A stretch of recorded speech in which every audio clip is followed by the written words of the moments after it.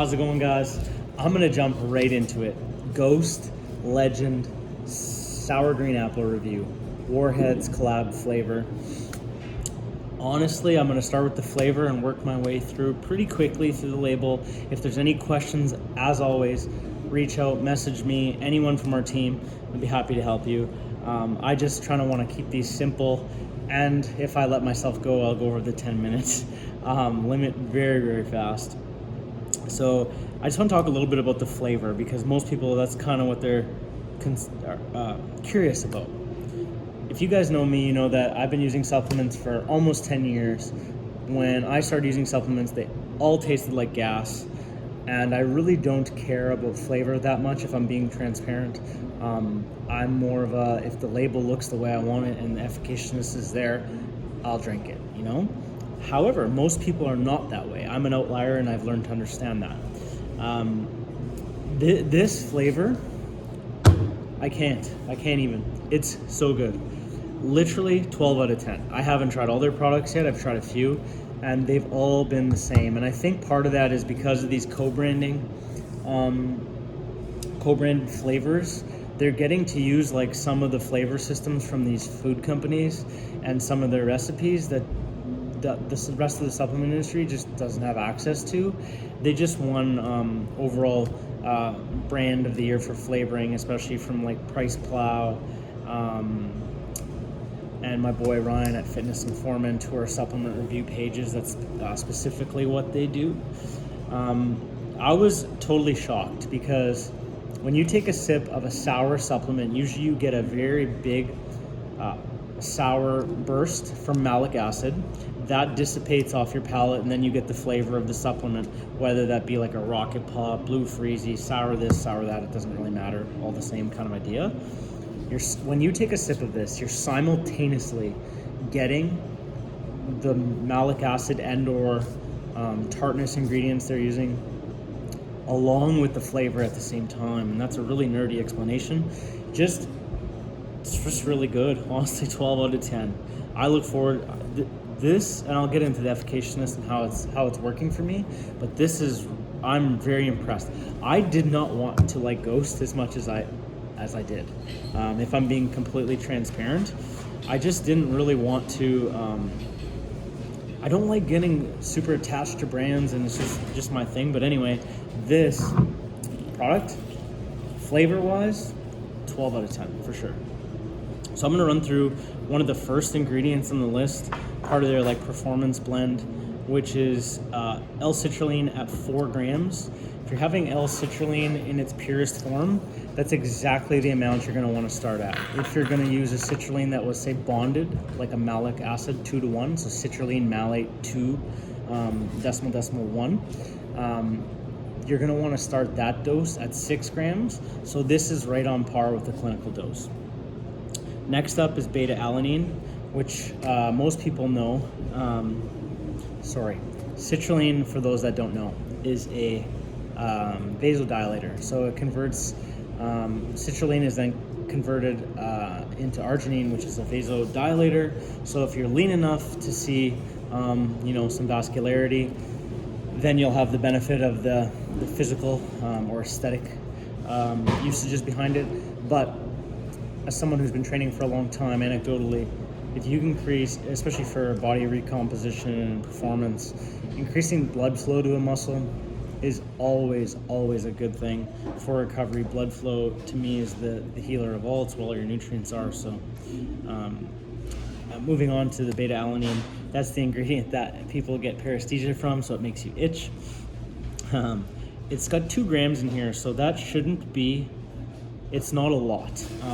Definitely if you've never used beta alanine, you're gonna have some paresthesia, but that should dissipate in 10 to 14 days of using the product. Dissipate heavily. I don't know if it'll go away for sure. Everyone's a little bit different in that sense. Beta alanine is a lactic acid buffering ingredient. I really like it, especially pushing some of the metabolic sets that I do, meaning really high reps, really long duration of sets. Taurine, next on the label, 1 gram. Taurine is, for this purpose, in a 1 gram dose, it's going to be really good for muscle hydration, anti-cramping, and There is some research showing that it might have some mental focus benefits. I've never really found that. I think because it has a slightly calming effect, sort of like L-Theanine or magnesium. So some people that are really highly wired, I think maybe will have the benefit of that. Next, you get into the caffeine, which is a total of 222 milligrams. So right in the middle of the pack.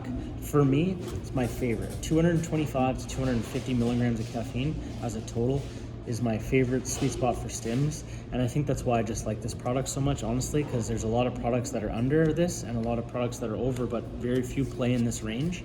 And I just really happen to like it.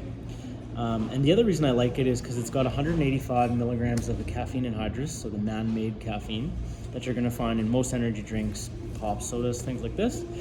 It's also got 50 milligrams of dicaffeine malate, which is caffeine that's bonded to malic acid. Essentially, the release rate's going to be a little slower and it's going to last a little longer. Why that might be important for most people is just feeling a little bit less crashed after the workout and having a sustained energy throughout. The reason that some other people, such as myself, really like the blended stuff, caffeine blends, is because it really helps people that struggle with ADHD, ADD, anxiety, things like that, because you're not getting those sharp drop-offs in receptors like dopamine and stuff like that. It's just a much smoother ride. It doesn't have you tweaking, and then it doesn't have it falling off really hard at the end of like just a straight caffeine anhydrous ride. So I much prefer that. Next up is olive leaf in 125 milligrams.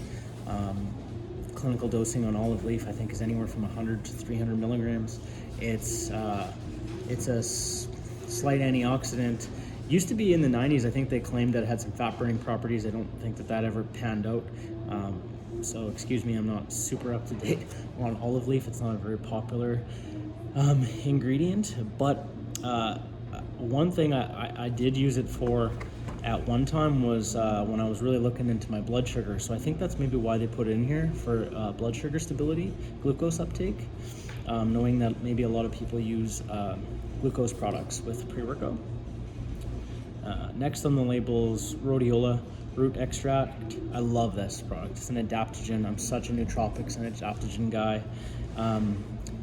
This has 100 milligrams. Clinical doses on that are going to be anywhere from 50 to I think 300 or 400, maybe even upwards of 5.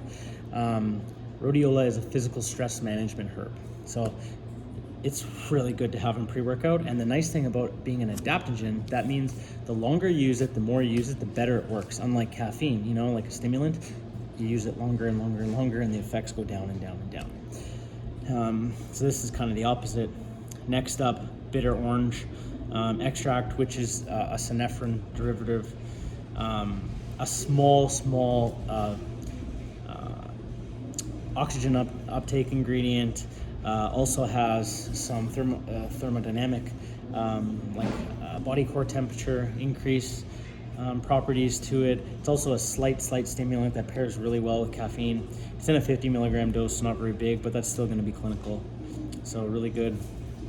Lastly, Theobromine, another small in a 50 milligram dose, derived from cocoa powder, also a vasodilator, and a slight stimulant. So not a very stimulating effect, but effectiveness on paper. So when I looked at this label, like I said, I thought it was pretty good, and I didn't really want to love it because I'm just not the type of guy to jump on brands. Honestly, I never have been.